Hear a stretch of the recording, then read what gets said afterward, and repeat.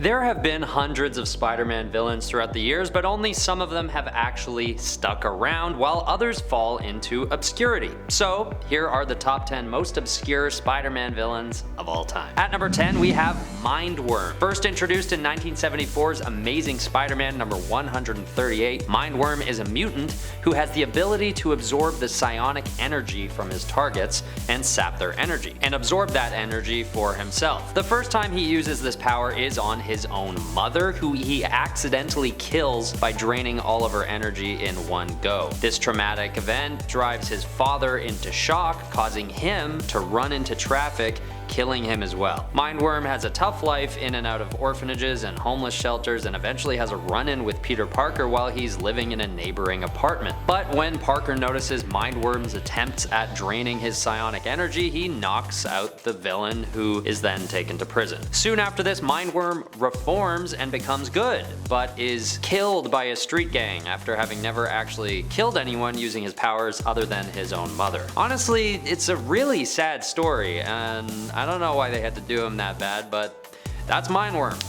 Pretty obscure. At number 9 is Spidercide. First introduced as Spider-Man in the Clone Saga, Spidercide appears as a super jacked, massive version of Spider-Man that has Ben Reilly and Peter Parker wondering even more who the real Spider-Man is. But soon, this third Spider-Man soon goes mad and becomes Spidercide, attacking the other heroes in a raving frenzy. He seems to be capable of some pretty nifty shape-shifting, as though he has some kind of symbiotic physiology, but ultimately he's left in the annals of the 90s and not really revisited again after the Clone Saga. My best guess is that he was just too OP and or confusing as a character. At number 8 is the Living Brain. This is one of the oldest Spider-Man villains in general, and especially on this list, and one that very few people ever reference these days. First introduced in 1964's The Amazing Spider-Man number 8, the Living Brain is a supercomputer that continually gets hacked by villains to attack Spider-Man and the people of New York City. Basically, this is what the height of AI looked like back in the 60s, making this villain not just obscure in the world of Spider-Man comics, but in the real world as well, as we are now in 2022. He looks like a dishwasher with arms, if we're being honest. But he sort of makes his rounds a little more than one might expect such a silly villain to. So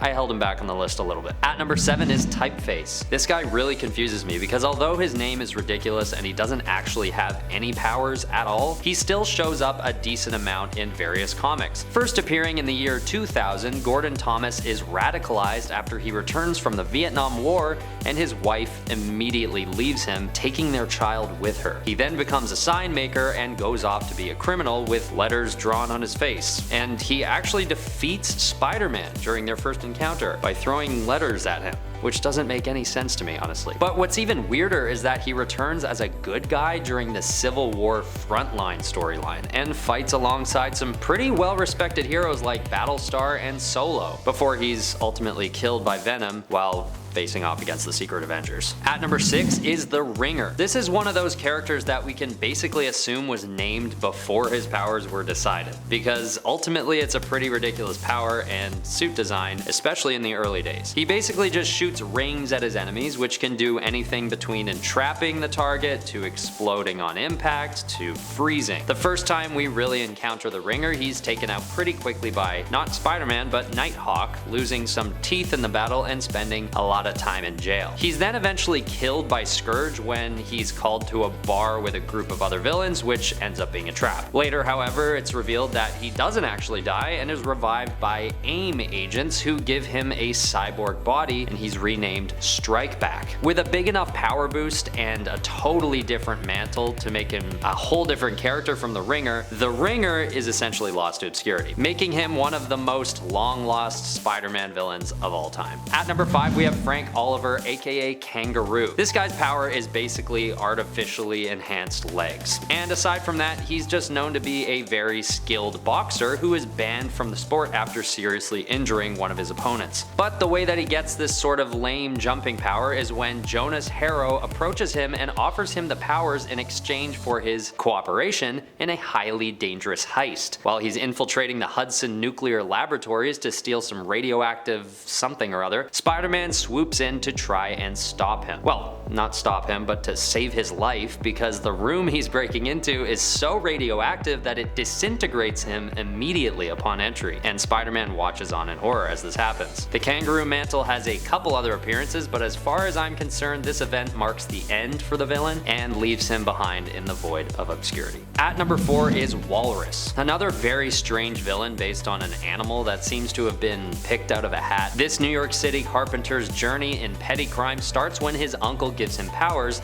that marginally increase his strength, speed, and stamina. He takes on the mantle of Walrus and is first shown battling the Defenders in issue 131 in 1984. But he's taken out by a good guy version of Frogman, who at the time is understandably a less respected member of the Defenders. So it really hits home that Walrus is not to be taken seriously, and it also suggests that he was probably never meant to last very long in the first place. Years later, there is an interesting run-in with Deadpool where Walrus gains quite a power boost and actually almost kills Deadpool, but all things considered, he is largely known to be lost to obscurity like the rest on this list. At number 3, we have Big Wheel. Originally taken on by Jackson Wheel, the mantle of Big Wheel is started when he owes money to Rocket Racer, who continues to hound him for payment. So he decides to have an enormous, extremely durable wheel crafted, which is outfitted with machine guns and can be commandeered by a driver. But his first big attack on Rocket Racer goes wrong, and Spider-Man just kind of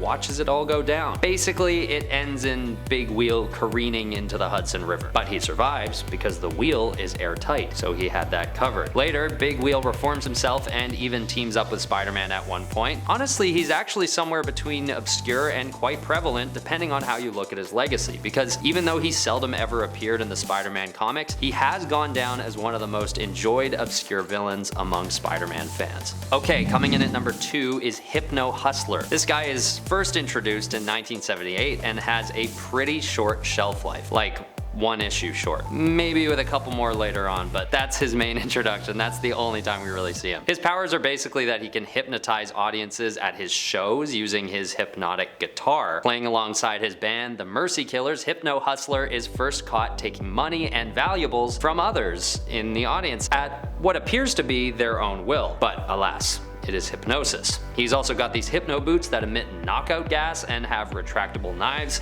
built into them as well. It's fair to say that this villain doesn't last very long and is sort of left in the dust after this first encounter with Spider-Man. Later, Hypno Hustler has a brief stint with Villain, which is Villains Anonymous, where he tries to reform alongside the likes of Armadillo and Big Wheel himself. But that's basically it. At number 1 is Video Man. This guy's a double whammy because he is himself a rather obscure villain, all things considered. But also the technology that this character was designed in reference to is also obscure in itself, so I felt I had to put him at number 1 on the list. In fact, Video Man was abandoned so quickly by writers that his origin story is never even revealed. First appearing in the first issue of 2006's Spider-Man Family featuring Amazing Friends, he is quickly taken out after his first encounter and reduced to a little processor unit, which Spider-Man says he keeps in his freezer until, I guess, the present day, so as not to reawaken Video Man. What strikes me as strange about Video Man is that he was conceptualized in 2006, but his style is clearly referential to video games or maybe TV from the 80s or 90s, so just a total miss all around. And we're yet to see him again